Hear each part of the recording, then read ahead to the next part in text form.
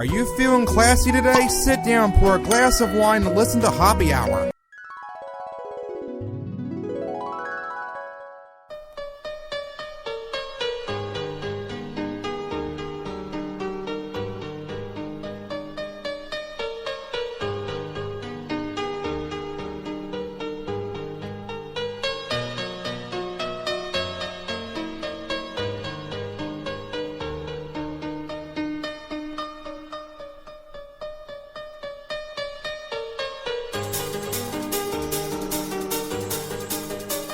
What's up? This is Hoppe Hour. I'm Ryan Hoppe. The next hour will be the best podcasting experience you have ever had in your life. But if you want to tweet me live to get your opinion out there, because we don't really have a phone number, a hotline, a phone sex line for us to contact with the listeners, but you can tweet me. It's at Ryan Hoppe Radio. You can also go to Hoppe Hour on Facebook, facebook.com/Hoppe Hour, and comment on everything we're talking about. Or for Facebook friends, comment there or message me. I'll try and read it on the air. All right. Love this beat. Doesn't it make you just want to go outside and rave? Let's listen to this for 5 riveting seconds.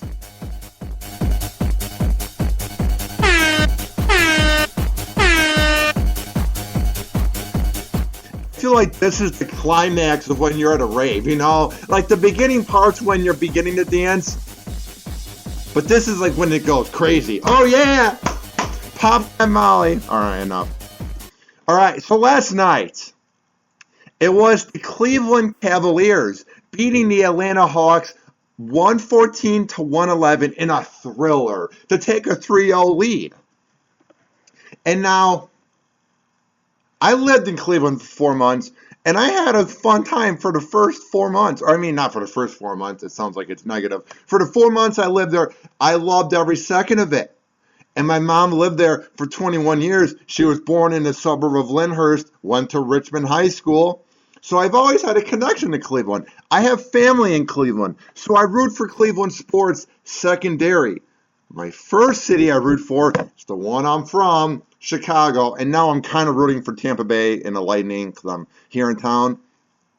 So there's this misconstruction, there's this bad vibe on Twitter that I'm against Cleveland, that I'm rooting against them to win and that I hate LeBron. And here's why, and this is very amusing. So after the game ended last night, LeBron fell to the ground like he was praying to God, or like he'd been shot in the Iraq War. Now I get that he just played an overtime game, a high-scoring one, 114 to 111. I get he played his heart out. I get he played almost the whole game. I get that he hit 2 clutch shots, but that was a little bit over-dramatic. And now I get MJ may have been over-dramatic at times. Kobe's very over-dramatic. He's so over-dramatic that he could probably be in the TV show Days of Our Lives, and we literally wouldn't notice that it's Kobe Bryant because he's so over-dramatic.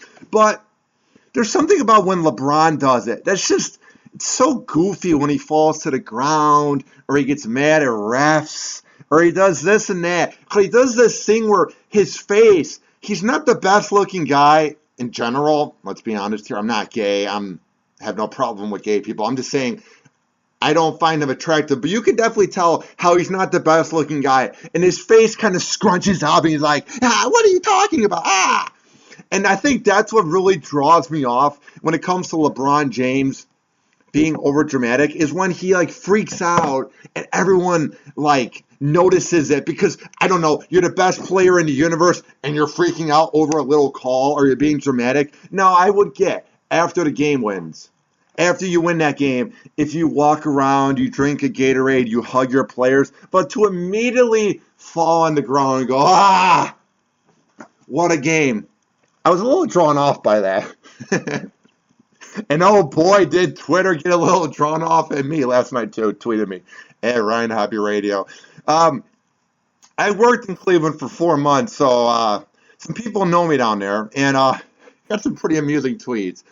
One of them was pretty good, and I'm going to just kind of recap it. I was actually thrown off that this dude sent me a tweet of this. And now before I read it, I don't want you to think that these trolls who hide behind a keyboard are getting to me. I just find this really amusing that they're misconstruing my point, so then they just talk smack in 140 characters or less.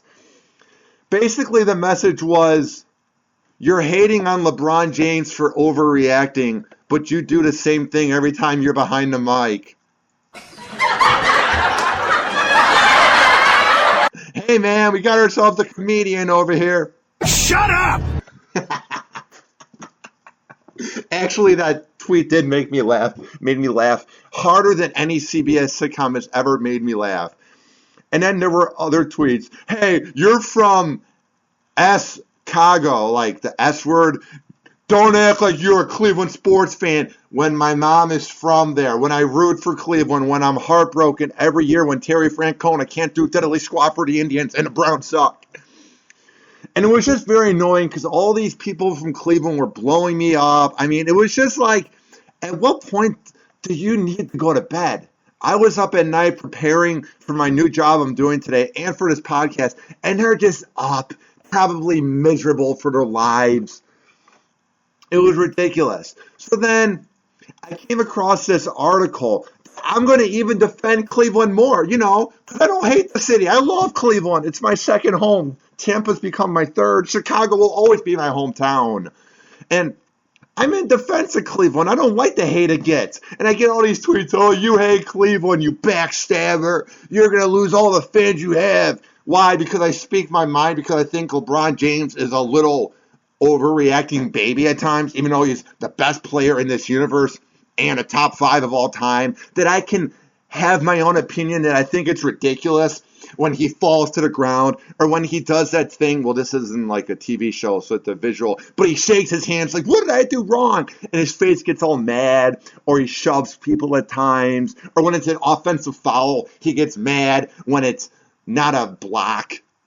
It's just at times he overreacts a little bit. And I love the Cleveland sports fans who are like, well, MJ did the same thing. Well, maybe.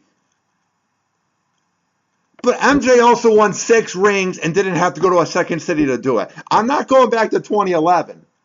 But I love these Cleveland sports fans who are adopting the fact that LeBron James won 2 rings in Miami as if it's their team, because then they say, well, the Bulls have never beaten LeBron while he's on the Cavs. It's like, what? They also never beat him when he was on Miami. But whatever. I saw this on Huffington Post, and it was a really interesting article. It says 9 U.S. cities that make the worst first impressions. Number 9 is Cleveland. Number 8 is Minneapolis, I've never been to. Number 7 is Philly, never been to. 6, Dallas. 5, Atlanta. 4, Oakland, which I've been to. Not very nice. But I'm not going to hate because it's not a third world country. Maybe. 3rd is Orlando. 2 is Atlantic City, and 1 is New York City. And I was really thrown off by the lazy journalism of David Jeffries from Huffington Post to even put Cleveland on there. Yes, Cleveland might not be New York City. It might not be Chicago or St. Louis or Los Angeles or San Francisco. It may not be a city where there is a lot going on at times. Or it may not be a city where there's a lot of things that you can do. But at the same time, Cleveland is not a third world country by any means. It's not like there's atomic bombs going off at all times. You can find your fun in Cleveland. Cleveland has some of the most humble, unique, nice people I have ever met. They have some of the most unique bars. Hell, they're home to the Rock and Roll Hall of Fame. All right, here's what the article says. It says, Cleveland has its moments. What do you mean by that? What? How does it have its moments? It's a major city with 3 sport teams, even though 2 of them suck. I mean, you have the Rock and Roll Hall of Fame. You have that piece of art downtown. You have West 6, a nice bar area. You have Lakewood right next door. You have Ohio City. What do you mean it has its moments? It has a nice zoo. I mean, what do you want from a city that's really not that big when it comes to the size of it? And the suburbs kind of consist of the middle of nowhere besides like Medina, besides like Solon, Lakewood, Avon. I mean, like, what do you want? What do you possibly want? This is just an ill-informed, annoying journalist who couldn't think of 10 cities that he's been to. So he's like, yeah, I've heard Cleveland sucks. So I might as well put it as number 9. I can't put it as number 1 because then I'll get hate. Shut up. All right, here's what it says. Cleveland has its moments, but at first glance, the city's lousy weather, mundane nightlife. What? What are you talking about? Detroit Avenue in Lakewood is like 10 miles of nice bars, nice food, and unique atmosphere. Ohio City has a great nightlife. Willoughby has a great nightlife. Cleveland has a good nightlife. So for David Jeffries, whatever this journalist's name is, to even imply that there's no nightlife in Cleveland, I mean, honestly, dude. Shut up! I mean, where does this even come from? When I think of no nightlife, I think of like Youngstown, Ohio or something. Now, that would be fair, but there's plenty to do in Cleveland, especially, I don't know, after a Browns game or before a Browns game. There's plenty to do there. It also says there is plenty of headline-grabbing political corruption scandals. Well, David, there's this thing called corruption in every city. I would love to go to a major city in America where there's not corruption. I would love to meet a politician who either isn't corrupt or isn't friends with someone who's corrupt or isn't like associated with a third party, because everyone knows somebody in politics who's corrupt. So shut up. It says here, we typically beeline for the Rock and Roll Hall of Fame, and museum with its incredible collection of music history, which it has, housed in a glass pyramid on Lake Erie for amusement and diversion. Here's what I don't get. I don't get, like, why people have to hate on Cleveland so much. I mean, it's cool to hate on the Cleveland Show made by Seth MacFarlane, because that's one of the worst TV shows of all time, not just one of the worst adult cartoons. It's actually one of the worst TV shows of all time, but it's just lazy journalism when you throw Cleveland in there. Yeah, putting in Oakland's fine. Yeah, putting in the city of brotherly love is fine. Not sure why Dallas is in there. But when you put in Cleveland as number 9, I feel like you're just out of cities to hate on. I mean, the area that Cleveland is, the size of it, there's not much you can do to improve it. Like, there's room. Like, they're improving Cleveland by the day. Like, they have a new casino. They're going to be building more things here. And now, I don't want to be getting these tweets where it's like, Hoppe, don't act like you know about Cleveland. You don't live there anymore. Well, I don't. I just know that they're renovating downtown. And I know that there's a casino that I went to like 3 times. I didn't bet. I watched my friends lose money. But I was impressed by how nice the casino is. I'm just saying, Cleveland is doing the best it can to be as close to a major market as possible, but before I get to the 23 things that are good about Cleveland, I kind of have to just play this as a Chicago sports fan because this makes me crack up every time. And it makes all the Cleveland fans go. I don't know about this place, man. I just stayed in my hotel room, man. Every time I look out my window, it's pretty depressing out here, man. It's bad. It's bad. So you're not going out? No going out in Cleveland, man. It's all factories. I never got that line by Joakim Noah. It's all factories. I mean, yeah, one side of the highway is factories, but it's not like that's how they make their income. It's not like it's a great way for people to have jobs and to support their families. I always kind of was turned off by when Joakim Noah said that. It's all factories, man. It's like, shut up and go smoke some more weed, bud. Even though I love you on the Bulls in Cleveland. Hate your guts. Do you regret anything that you said about Cleveland? Not at all. You like it? You think Cleveland's cool? I mean, I never heard anybody say I'm going to Cleveland on vacation. Here's what I love. I love the background chatter as you can hear people want to laugh, but they want to have journalistic integrity, so they're trying to hold it back. And I love the dead silence. I'm going to play it again, where Joakim Noah is trying to think of the perfect dig. And he's like, how could I dig Cleveland? Because this is, I think, back in 2009 when they it was the Vinny Del Negro Bulls. I think this was the year after they went to Game 7 with the Celtics. This may have been 2010, like when Brad Miller was on the team and James Johnson. Ugh, And this is that same series when LeBron James made a half-court shot. This is like Derrick Rose's second year. So I remember he was just hating on Cleveland. But I got to hear this clip again. I just love the 2 seconds of dead air when you can tell Noah's trying to think of ways to trash Cleveland, but he didn't come prepared.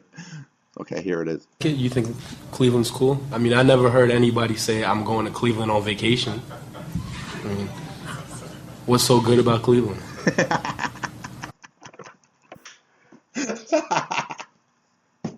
After he says, what's so good about Cleveland, you just hear this chatter of, what do we ask next? I mean, what's so good about Cleveland? Can you imagine being a reporter in that room? I literally would step up to the plate and be like, why are you hating on Cleveland so much? Just because you lost the game? I mean, I'm not sure why everyone took this response after Joakim Noah has the quote of the year. It may have came off a little douchey, but hell, it's pretty funny. I'm going to Cleveland on vacation. I mean, what's so good about Cleveland? Have you ever been booed as much in your life?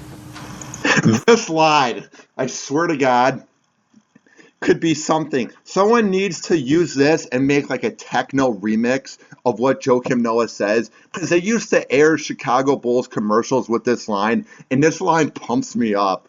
I love what Joakim Noah says about haters. This line that he's about to say, we honestly should all kind of use in our daily lives if someone hates us. Yeah. When were you booed more than this? I was booed a lot. My whole life I've been booed. College, I was getting booed a lot. Boston, they don't like me over there. And they don't like me over here either. It's okay. I have my friends. I don't care. The best part about that is I love how he literally doesn't care. He trashes Cleveland, says it's just factories, and then he doesn't care that the whole city, all 430,000 people that live there hate him, and how I think it's 900,000 people in Boston hate him as well. I love how Joakim Noah literally doesn't give a crap. We all should be looking up to him. I know he's dirty at times. I know the Cleveland fans hate when he gets aggressive with LeBron James. But every player does that, a.k.a. Deli and Al Horford last night. But I'm not going to get into that. Because then all the Cleveland fans are just going to be trashing me. All right. So in my defense of Cleveland, because I don't want you thinking I'm hating on it, don't feel like getting those annoying tweets from trolls that have pictures of them either taking selfies in front of their pickup truck, or they just have a Cleveland Indians logo, so they're anonymous. All right, here is the first reason why Cleveland is really good, and I actually agree with this. This actually helped when I had to get up at 5 a.m. and had to drive 30 minutes away for work, and this would have been a problem in Tampa, New York, Los Angeles, or my hometown, Chicago. It says a shorter commute. It says here, Cleveland is the 6th best city in America for commuters with an average commute time of just 23 minutes, which, believe it or not, I drove from Lakewood all the way to Independence, which is about 20 miles away. It literally took 20 minutes. If I felt like speeding and doing Grand Theft Auto, I could get there in 10 or 15. I didn't do that often because I didn't feel like getting pulled over by one of the cops in the turnpike areas. But yeah, it's pretty close. It says Cleveland has the highest rate of public transit users of anybody on the list, and the highway is relatively unclogged thanks to population shrinkage over the years. Well, that just took a turn for the worst. It first says it has a good job of helping out the commuters since there's not that much traffic, but then you find out that it's because everybody's moving out of Cleveland, so I'm sorry. And here's the second one. A lot of cities actually don't let you tailgate, like the Bears banned it. So while fans in sunnier climates nosh on cabaret, I'm not sure why they would, rather. There you go. Brown fans tailgate in a manner that makes America proud. Not sure about that, but go on. Cleveland fans arrive in decorated RVs and school buses. Okay. Enjoy snow-chilled beers with a whole roasted pig or chili. I never have been a big fan of chili just because I always end up on the toilet for 2 hours and even play tackle football in the parking lot. Well, I mean, you have to find some sort of fun when you go through 30 quarterbacks every 2 hours. Since Brown games rarely offer more than crushing disappointment, fans compensate with some of the most enthusiastic tailgating in America. That's what I was saying when they said there's not much to do with a mundane nightlife and area in Cleveland. People find their fun. It's not like this is Fargo, North Dakota, or Rapid City, South Dakota. Cleveland is big enough to have fun, so quit hating on it. All right, it says there's affordable housing. I paid like $470 for my apartment. It looked like a hotel room. I was really proud of it. Glorious beer. Did try a lot of beer there.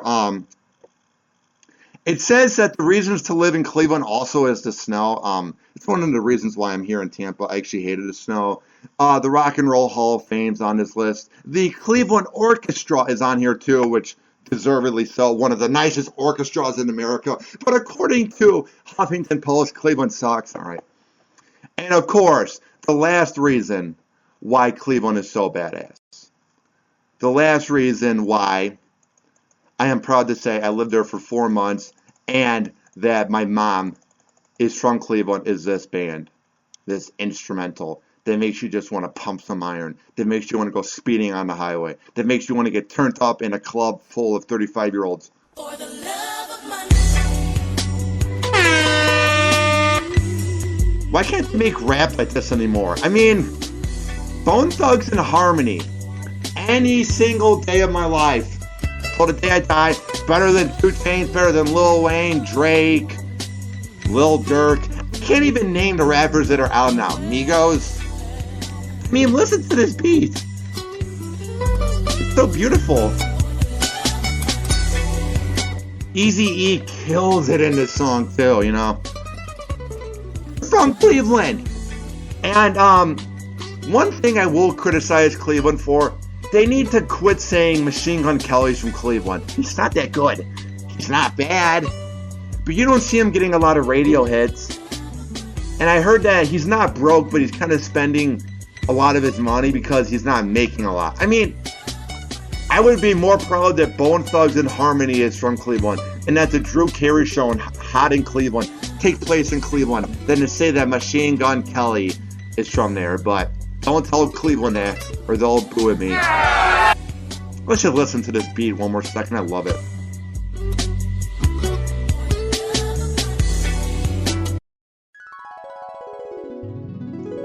Every time you hear that sound effect, it means we're moving on to our new topic. And it also makes me think about life.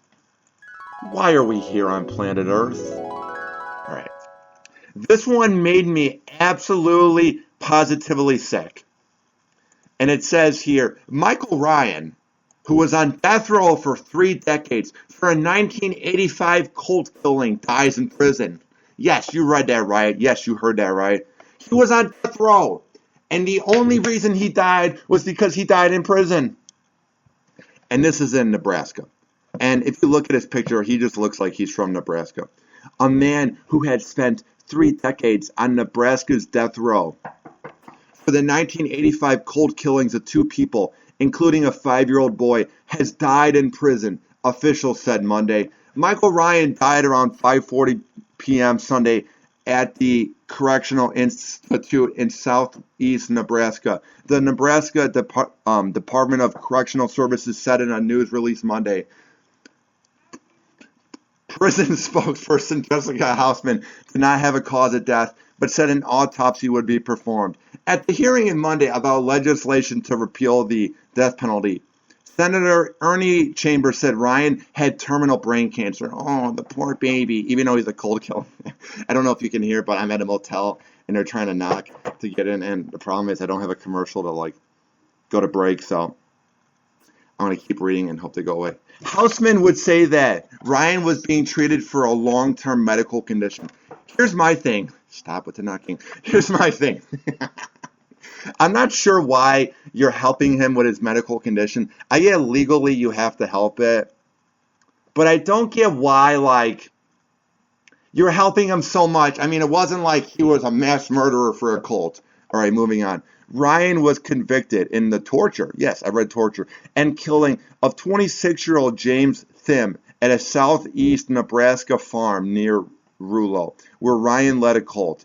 And he also was involved in the beating death of Luke, the 5-year-old son of the cult member. But yeah, that's a good idea. Let's just help him out with his long-term medical condition, even though 30 years ago he killed the 5-year-old son of a cult member.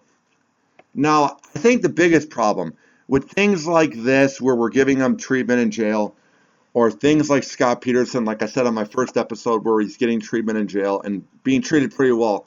I think the biggest problem with things like this is we get desensitized to what they did. I mean, it's going on 30 years since he did that. My dad was in college at that point. My mom was beginning her job as a nurse. I mean, when things like this happen, we get desensitized because it's 30 years later and we're helping him with his medical expenses. If you're not going to kill him until, if he would have lived till 2055, at least have him suffer. But no, we got to give him treatment.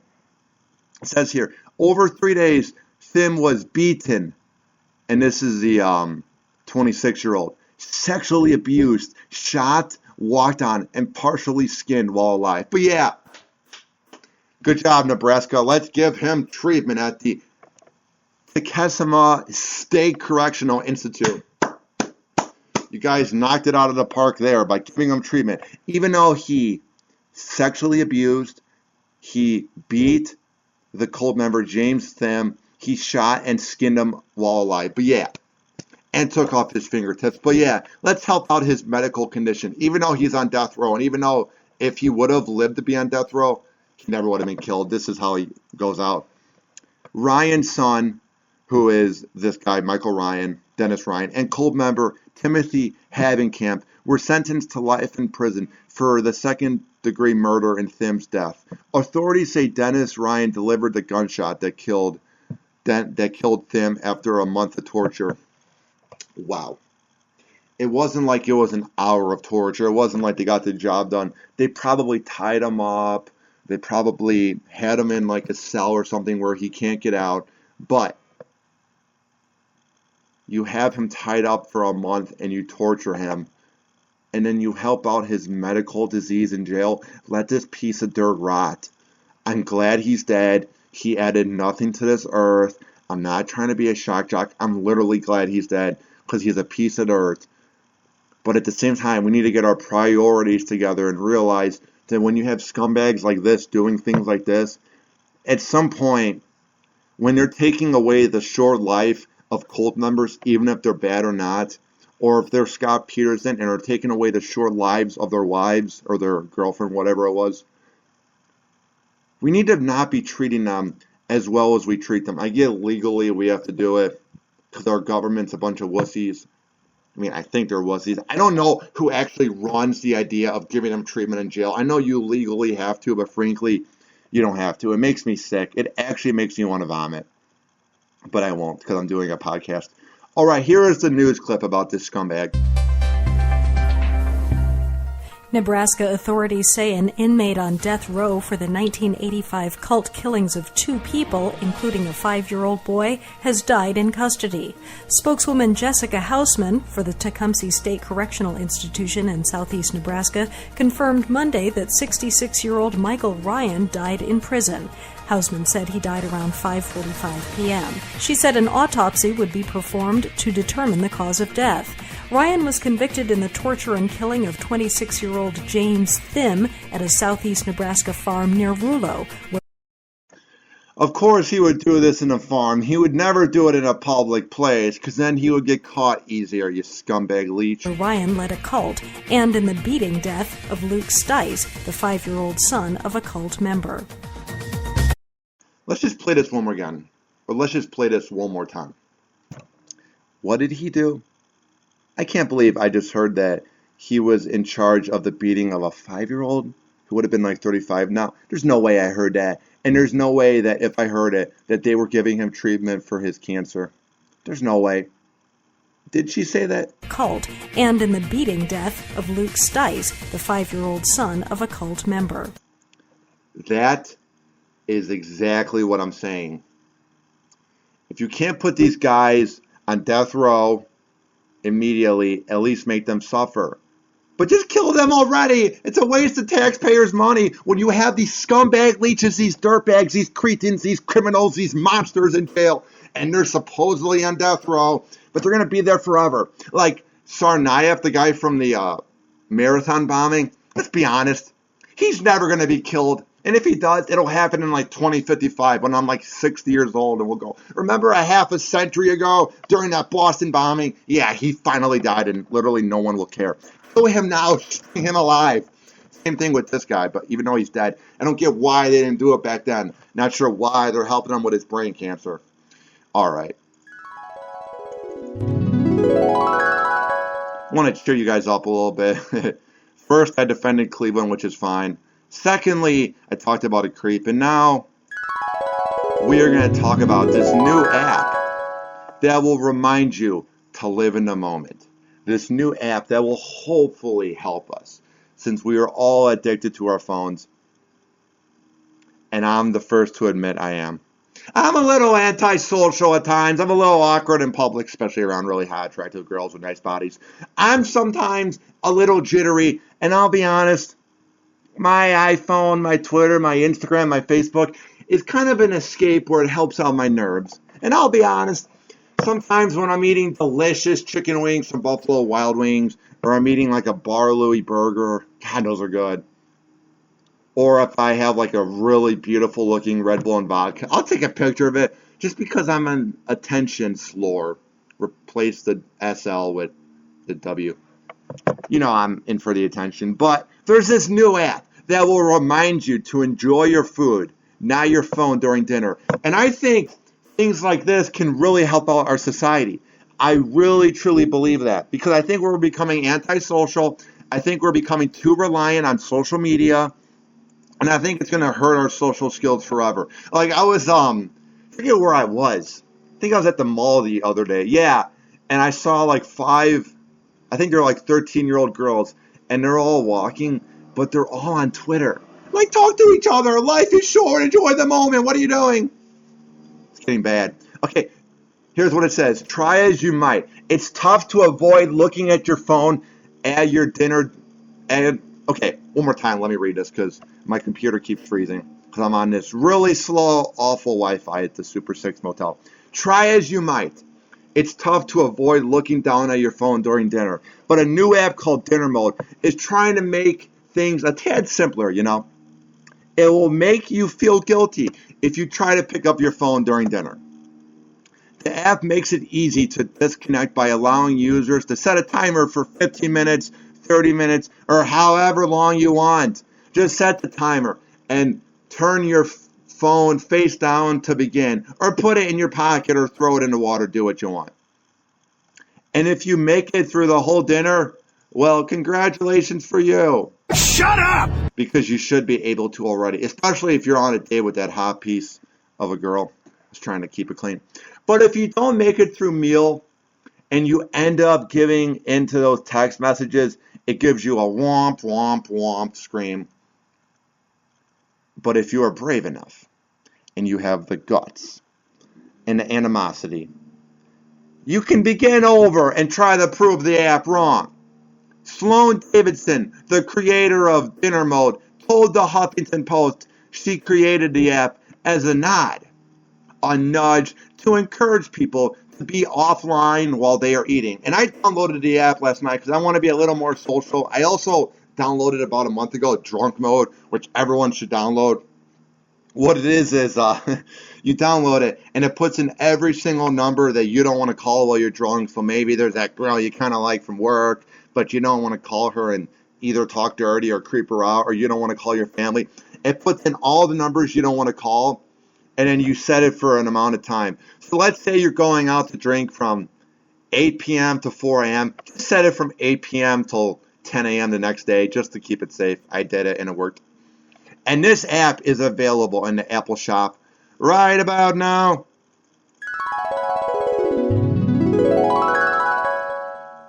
Alrighty. This has been a little bit of a shorter happy hour. I mean short as it's saying 35 minutes that I'm in.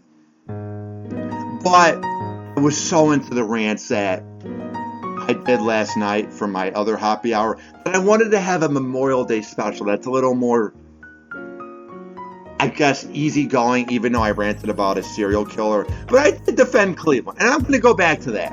As I play this classy music, doesn't this make you just want to, like, ask out the hottest local news reporter and take her to a nice steakhouse? You know what I mean, Jelly Bean?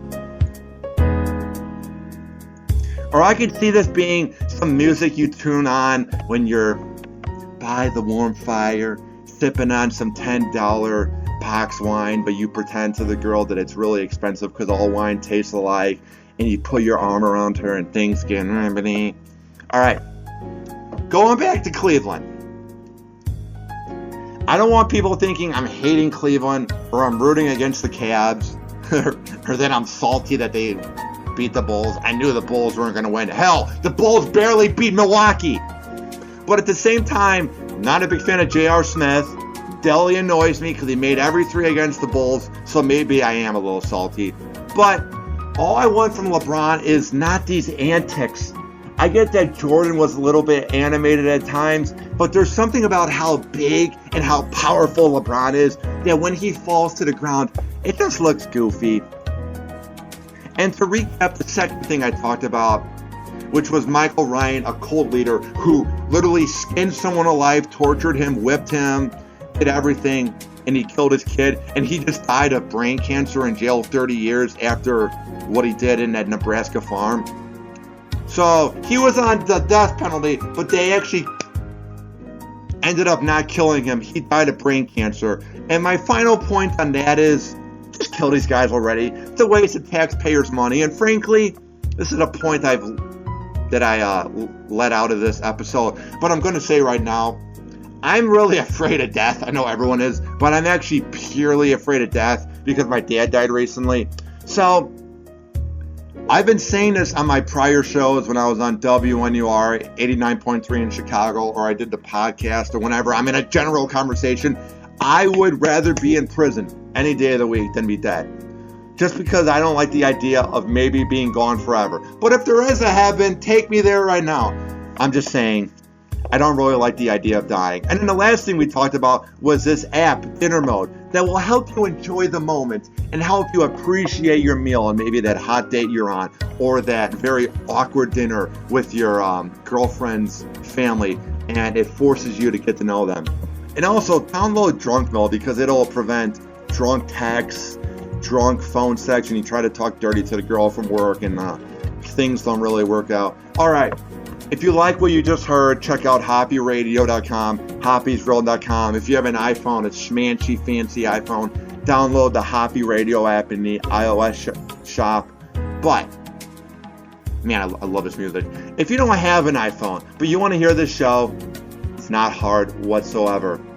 On the Android device, just download TuneIn and search up Hoppy Radio, and you can listen to us anywhere in the world, rather. So if you're in Auckland, New Zealand, or Gary, Indiana, or Cleveland, Ohio, or Largo, Florida, Hoppy Radio is there for you, for your comfort and your entertainment.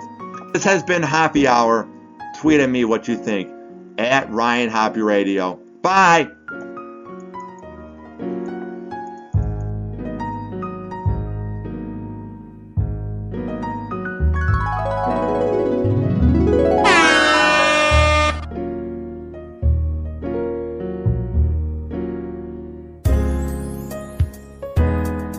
This is an official broadcast of Hoppy Radio. For more info, check out hoppyradio.com and hoppysworld.com.